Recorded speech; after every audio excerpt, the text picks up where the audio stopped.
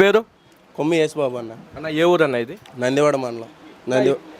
ఇప్పుడు మీకు ఏమన్నా డెవలప్మెంట్ జరిగిందా? మాకైతే నందివాడలో ఏం జరగలేదండి. రోడ్లు అన్నీ వేయించాను అంటున్నారు కొడాలి నాని.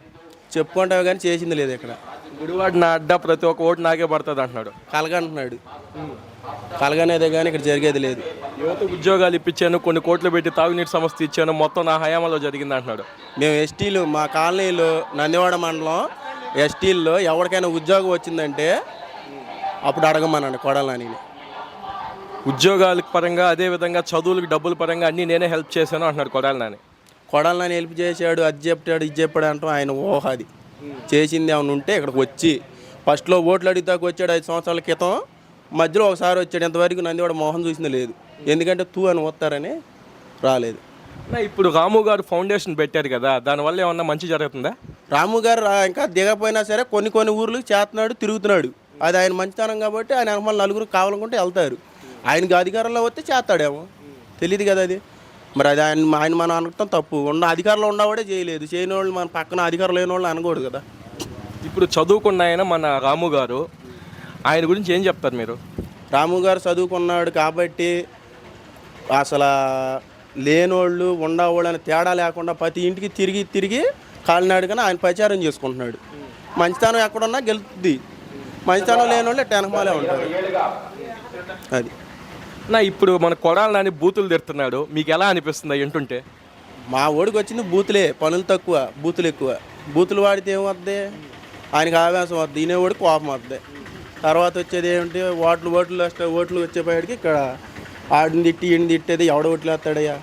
ఓట్లు ఎత్తే ఏమి రావుగా. ఇప్పుడు రాము గారు ఫౌండేషన్ పెట్టి అసలు పదవి రాకముందే చాలా హెల్ప్ చేస్తున్నారని విన్నాం.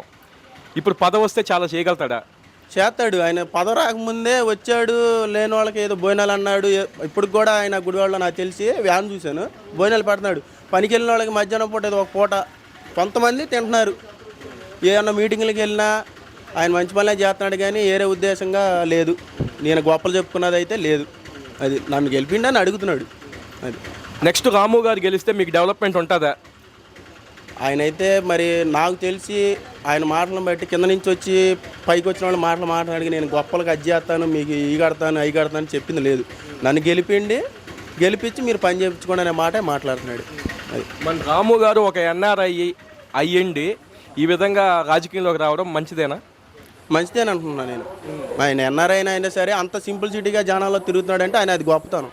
అది నెక్స్ట్ మీరు ఓటు ఎవరికేసి గెలిపించుకుంటారు? ఇక్కడ మంచి చేసేవాళ్ళని గెలిపించుకుంటాం అన్న. పోయినసారి గెలిపిద్దాం మంచి వాళ్ళు అన్నారు, మేము గెలిపిద్దామని ఓటేసాం. మాకు 2 పక్కల తిరగేసి నాకు ఇచ్చారు కాబట్టి మేము మంచి చేసే వాళ్ళకే వేద్దాం అనుకుంటున్నాం. అది మా మనసులో ఉన్నది. మీ ఊరు డెవలప్మెంట్ అవ్వాలంటే ఏ ప్రభుత్వం వస్తే బాగుంటుంది?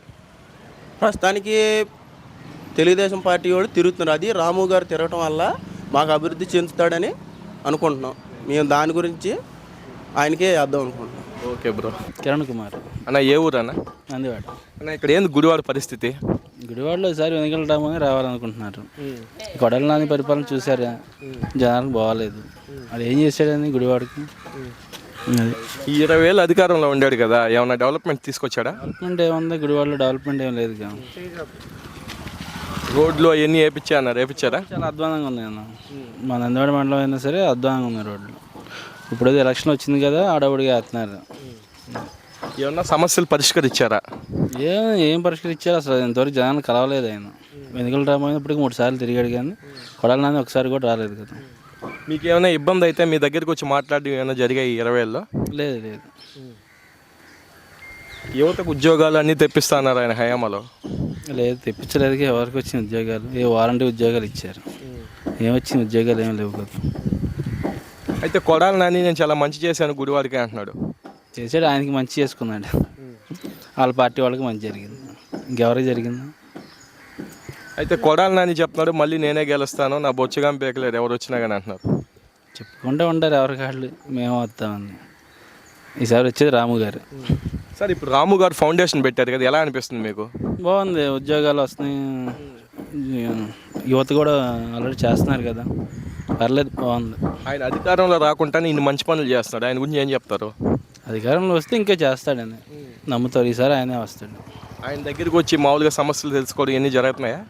వస్తున్నాడుగా, ఇంటింటికి వస్తున్నాడు. మన బాబు షూరిటీ భవిష్యత్ గ్యారంటీకి వచ్చాడు. మళ్ళీ రేపు ట్రైల్ వస్తారు రేపు. బాగానే ఉంటుంది. ఇప్పుడు ఆయన గెలిస్తే మీకు భవిష్యత్తు గ్యారంటీ ఉంటుందా? ఉంటుందిగా. ఆయన రావాలి, పైన బాబు గారు రావాలి. మీకు డెవలప్మెంట్ తీసుకొస్తారా? రోడ్లు, అదేవిధంగా తాగునీటి సమస్య ఇవన్నీ పరిష్కరిస్తారా? అవుతాయి అని నమ్ముతున్నాం. ఒకవేళ మళ్ళీ కొడాలి నాని గెలిస్తే ఉంది యథావిధి. అది ఏది సార్, రాము గెలవాలి.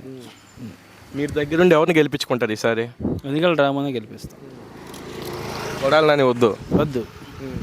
ఏం విసిగెత్తిపోయారా? విసుకెత్తిపోయారు, జనాలందరూ విసుకెత్తిపోయారు. అయితే ఆయన టీవీలో చూపించే విధానం చూస్తే అసలు గుడివాడిని ఒక హైటెక్ సిటీలాగా మార్చినట్టు చూపిస్తున్నారు. నిజమేనది? చూపించాలి. వాళ్ళ సాక్షి పేపర్లు అయితే వాళ్ళు చూపిస్తూ ఉంటారు. అది ఇప్పుడు కొడాలి నాని వర్సెస్ మన రాము గారు ఎంత మెజారిటీ రావచ్చు? రాము గారికి రావచ్చు 10,000 వరకు మెజార్టీ. బాగుంది, ఆయన తీరు బాగుంది, ఆయన ప్రజల్లోకి వెళ్ళే విధానం బాగుంది, అన్నీ బాగుంది. ఒక ఎన్ఆర్ఐ ఉండి రాజకీయంలో ఈ విధంగా తిరగడం ఎలా అనిపిస్తుంది మీకు?